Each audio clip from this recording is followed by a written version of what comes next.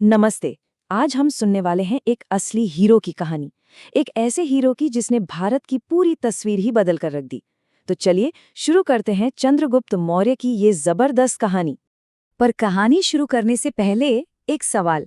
क्या आपको लगता है कि कोई बिल्कुल आम सा लड़का जिसके पास ना कोई राजमहल हो ना कोई खजाना, वो एक दिन बहुत बड़ा राजा बन सकता है?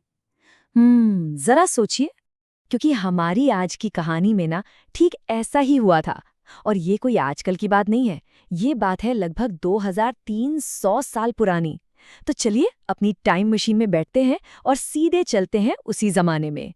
तो हमारी कहानी का पहला पड़ाव है एक लड़के का बड़ा सपना। तो मिलिए हमारे हीरो से। इनका नाम था चंद्रगुप्त। और जैसा मैंने कहा, वो कोई राजकुमार नहीं थे, बस एक आम नौजवान थे। पर हाँ, उनके पास दो ऐसी चीजें थीं जो बहुत कीमती थी। एक तो था एक बहुत बड़ा सपना, और दूसरा था उस सपने को पूरा करने का ढेर सारा साहस। अब आता है कहानी में एक नया मोड़, गुरु चाणक्य से मुलाकात। और पता है, यहीं से सब कुछ बदलने वाला था।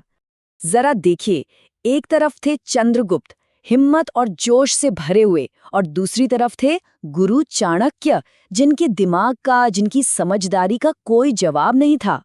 तो जब हिम्मत और दिमाग एक साथ मिल गए तो बन गई एक ऐसी जबरदस्त टीम जिसे हराना नामुमकिन था। लेकिन उनका ये सफर बिल्कुल भी आसान नहीं था। उनके सामने थी एक बहुत बड़ी चुनौती, और वो चुनौती थी नंदवंश। उस जमाने में ना नंदवंश के राजा बहुत बहुत ताकतवर थे, और भारत के एक बड़े हिस्से पर उन्हीं का राज चलता था। उन्हें हरा पाना कोई बच्चों का खेल नहीं था। नंद राजाओं का जो सबसे खास शहर था, उनकी राजधानी, उसका नाम था राजगृह। और एक मजे की बात बताऊं, ये जगह आज भी है बिहार में, जिसे हम अब राजगीर के नाम से जानते हैं। और अब असली मुकाबले का वक्त आ गया था, चंद्रगुप्त की महान जीत। और फिर क्या हुआ? चंद्रगुप्त की हिम्मत और चाणक्य के तेज दिमाग ने मिलकर वो कर दिखाया जो सबको नामुमकिन लगता था। उन्होंने नंद वंश के इतने ताकतवर राजाओं को हरा दिया। और बस इसी एक जीत ने सब कुछ बदल दिया। वो साधारण सा लड़का अब राजा बन चुका था। अब वो थे सम्राट चंद्रगुप्त मौर्य।